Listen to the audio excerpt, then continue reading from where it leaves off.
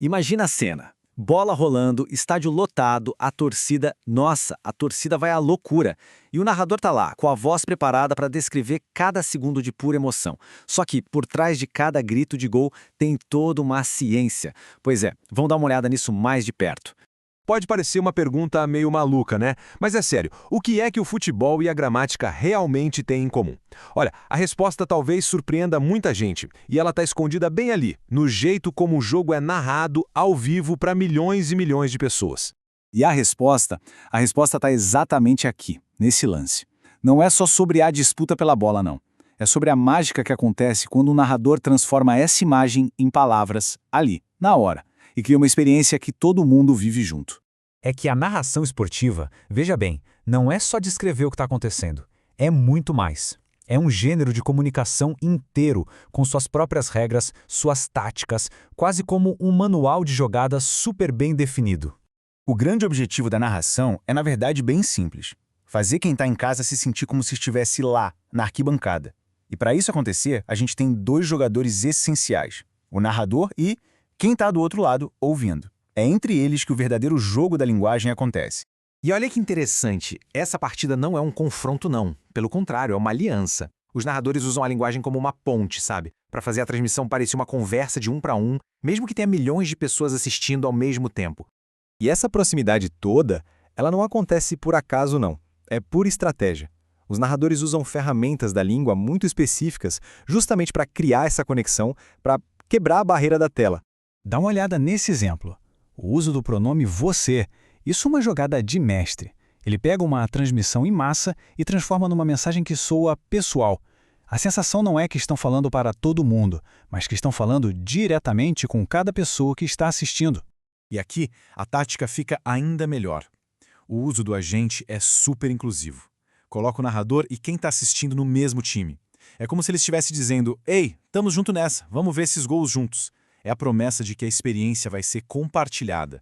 Então, a gente chega num ponto fundamental aqui. A língua falada, principalmente num contexto assim mais informal como o esporte, ela simplesmente não joga com o mesmo livro de regras da língua escrita formal. É um jogo totalmente diferente. E aqui a gente vê isso na prática bem claro. Palavras como pra no lugar de para, ou tá no lugar de está, isso não é erro, gente. São só abreviações supernaturais que a gente usa para dar mais velocidade, mais informalidade para a fala. É a linguagem do nosso dia a dia entrando na transmissão, e é isso que a deixa mais autêntica. Beleza.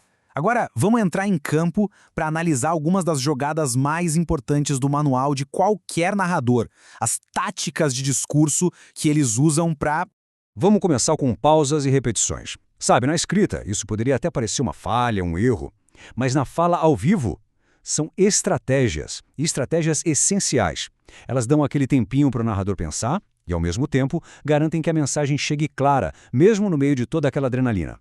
Presta atenção nas pausas aqui. Isso é um sinal claro de que o cérebro do narrador está a 1000, processando tudo em tempo real. Ele está pensando enquanto fala, exatamente como a gente faz numa conversa normal. E é isso que deixa tudo tão humano, tão imediato. Agora, olha essa repetição da palavra torcedor. É uma jogada tática para deixar tudo mais claro.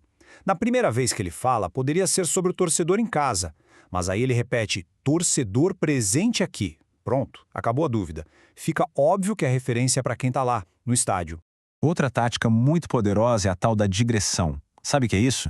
É quando o narrador, do nada, sai um pouquinho do jogo para falar de outra coisa. E qual o objetivo? É pintar um quadro mais completo, é transportar quem está ouvindo direto para o ambiente da partida. Tipo aqui, nesse exemplo. O jogo meio que para por um segundo e o foco vira o tempo. A chuva, o sol, o arco-íris.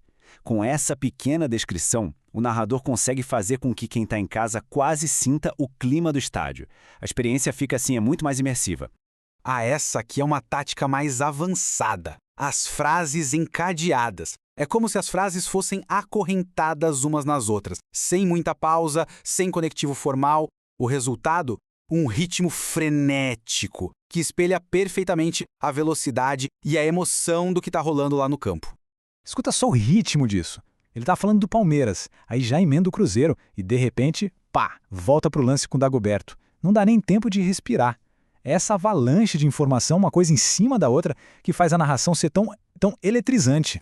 Bom, estamos chegando no apito final da nossa análise. E agora a gente precisa entender por que tudo isso importa, afinal. Qual é a grande lição por trás de todas essas táticas da linguagem? E aqui está o ponto crucial de tudo. As regras do jogo da língua falada são completamente diferentes das da língua escrita. A fala não está preocupada com a perfeição gramatical que fica para sempre no papel. O que ela busca é a conexão imediata. É a emoção daquele exato momento.